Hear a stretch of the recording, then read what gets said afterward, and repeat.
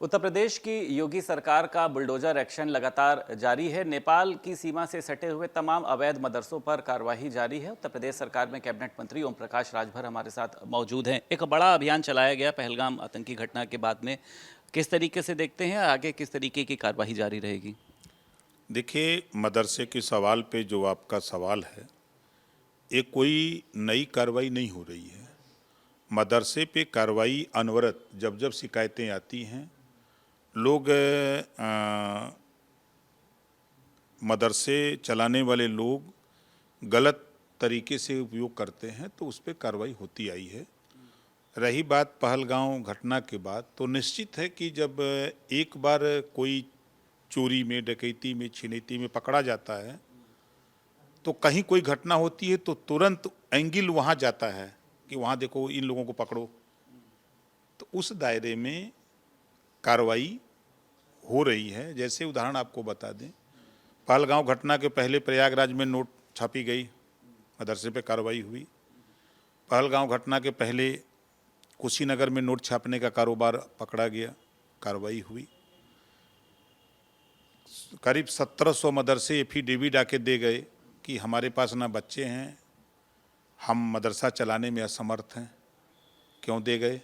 जब इधर से कड़ाई हुई, जांच पड़ताल हुई कि भाई जो मदरसे छात्रवृत्ति लेते हैं, अध्यापकों की तनख्वाह लेते हैं, हजारों करोड़ रुपया तनख्वाह दी जा रही है, तो वहाँ शिक्षा हो रही है कि नहीं हो रही है। जब इस पे जांच पड़ताल शुरू किया तो 1700 मदरसे वाले आकर के एफिडेविट दे दिए कि हम मदरसा नहीं चला सकते, हम असमर्थ हैं, हमारे पास न बच्चे हैं न अध्यापक। तो उस पर कार्रवाई होती है। पहलगाम आतंकी घटना से जोड़ा जा रहा है, तो संजय सिंह ये कह रहे हैं कि सरकार इंतजार कर रही थी पहलगाम की आतंकी घटना का, 26 निर्दोष लोग मारे जाएंगे तब जाके मदरसों पर कार्रवाई शुरू होएगी। नहीं नहीं, ऐसा कुछ नहीं है। देखिए, मदरसों पर कार्रवाई अनवरत होती आ रही है। मैं फिर कह रहा हूँ, प्रयागराज घटना, लेकिन तेजी आई ना इसमें। देखिए तेजी आती है जब पिछली जांच हो रही है। जांच में जब जो लोग इस तरह के लिप्त हैं, आप मदरसे के लिए, शिक्षा के लिए आप अनुमति ले रहे हो, लाइसेंस ले रहे हो, अब वहाँ आप विदेशी शरणार्थियों को अगर वहाँ ठहरा रहे हो तो कार्रवाई होगी ही। ठीक है, पहलगाम आतंकी घटना के बाद राकेश टिकैत की जन आक्रोश रैली निकली। उसमें भाजपा नेता द्वारा ये बात आई कि उसकी पगड़ी को उनकी जो उछाला गया, जिसके बाद एक महापंचायत बुलाई गई है।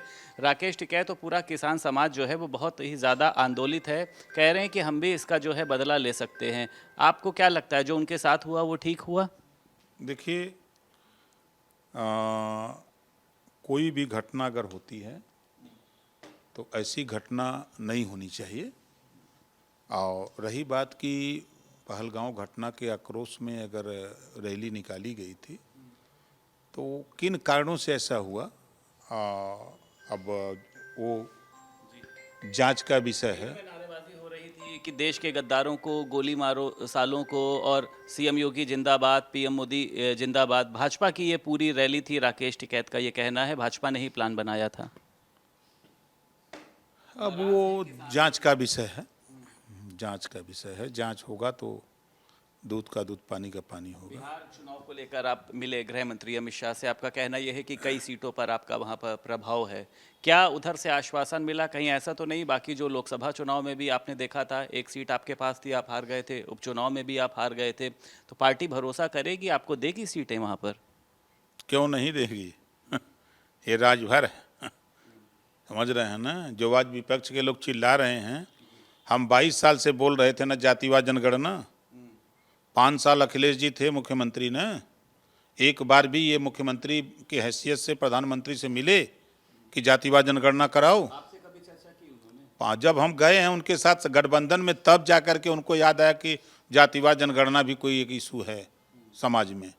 और नहीं तो 5 साल मुख्यमंत्री थे तो कभी बोले थे? को बार, कई बार तो बाइट आप भी लिए हो, कभी बोले हैं? आज बहुत उछल रहे हैं कि हम ये कर दिए, वो कर दिए। पीडीए की जीत हो गई है। पीडीए में उनके संगवा के है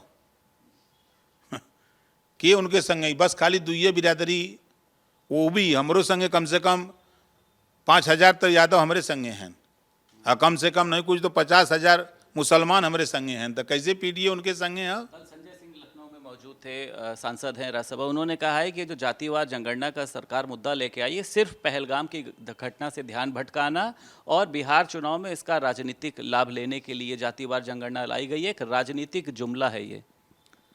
अब उनके लिए जुमला हो सकता है, हम लोगों के लिए आप देखिएगा 15 दिन के अंदर धरातल पे आदेश जारी होके आ रहा है कि इनकी गिनती शुरू किया जाए 15 दिन के अंदर। हाँ? ठीक है, एक आखिरी सवाल है, पहलगाम की आतंकी घटना को लेकर आप भी आक्रोशित हैं कि आपका वीडियो भी वायरल हुआ कि मेरे पास अगर हथियार होते तो मैं पाकिस्तान पर हमला कर देता।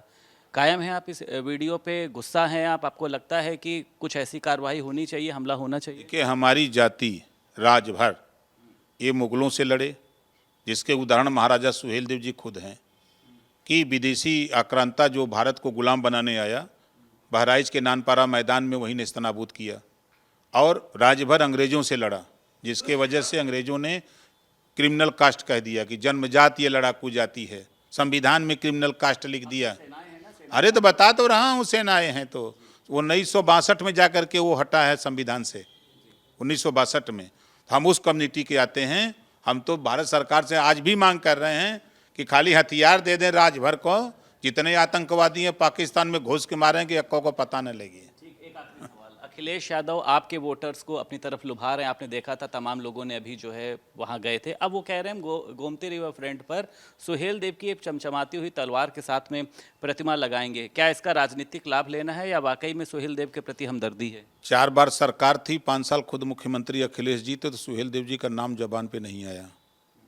5 साल मुख्यमंत्री थे और जब मैं उनके साथ गया तब हमारे साथ उन्होंने महाराजा सुहेल देव जी की तस्वीर पर फूल चढ़ाया।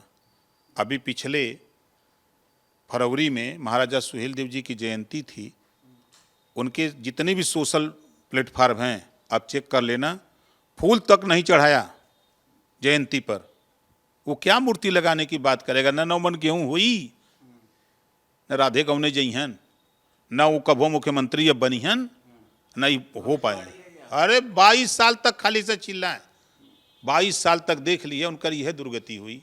बहुत शुक्रिया बात करने के लिए। उत्तर प्रदेश सरकार में कैबिनेट मंत्री ओम प्रकाश राजभर हमारे साथ मौजूद थे। लखनऊ से वीडियो जर्नलिस्ट शुभम के साथ संदीप खेर, भारत समाचार।